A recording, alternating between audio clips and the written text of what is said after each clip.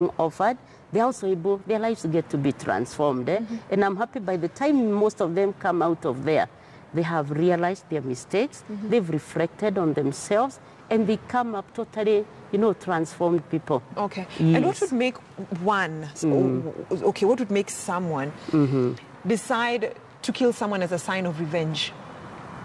Because when you look at the case of Maribel, it is still a case in court. And when you had the mother speaking the Requiem Mass, she was asking so many questions. Like, so when bitter. my daughter was crying in pain, did you feel anything as a parent? And so many other cases that still go unanswered, some have been answered. So it goes back to beg the question, why would you want to kill someone as a sign of revenge instead of solving out the issues that you have with this person? At times when emotions are high, there are lots of irrational thoughts. Very rare, very rare.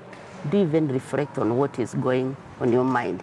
It's like the situation gets out of control. And, when men realizes the situation is out of control, or they're not in control, the revenge, the anger, and there is a point where anger reaches, and it's like, you can't listen again. And it's like revenge. Revenge, it's either me or no one else having you. And that's what is happening in the society today. The selfishness, the selfishness motive and concept in our lives. And I'm sure you've interacted with some of these people. Do they regret later on what they've done?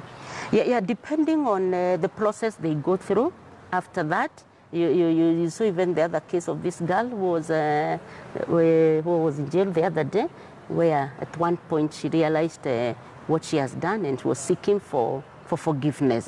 Depending on the process these people are taken through, they come back to themselves. A normal human being, after self-reflection, you will always come back to yourself. And you will, when you are sober, some of these things, people don't do them soberly. Like you're saying, some of them are high, they are on drugs. And of course, when you are not high, when you are on drugs, what happens to your judgment? There's a lot of irrational thoughts. But now, so when you sober up... Are some of these people who are known as hitmen, high on drugs every time they go to kill? Because they take it like it's a profession. That is the thing. And very rarely, some of those people will be sober. Will be sober. Because at times, what they do is also too painful for them. They're not able to come to terms with it. And that's why most of it, they will just push it to the subconscious mind. And that's why they would not at any time would want to be sober and reflect on what is happening in their lives.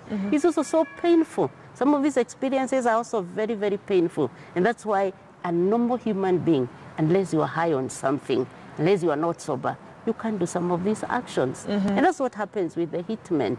But if they would take a moment of soberness and self-reflection, those are some of them that will come saying, I've sinned, forgive me. Yes, and I want to transform. I want to live again. Okay. Yes. Okay, thank you so much, Dr. Jane Carrier, counselor and a psychologist, talking to us about when it comes to societal value, because the question was, have we as a society abandoned our societal values? Because we've seen several people several people have killed innocent Kenyans, the latest incident being that one of Sharon Otieno, the other one of Monica Kimani. All these cases are still under investigation, and the saddest one was of the 9-year-old primary school student, Maribel Kapolon. And of course, here at KTN News, we will continue giving you the latest details as and when some of these stories, murder cases, unravel. And it's time to take a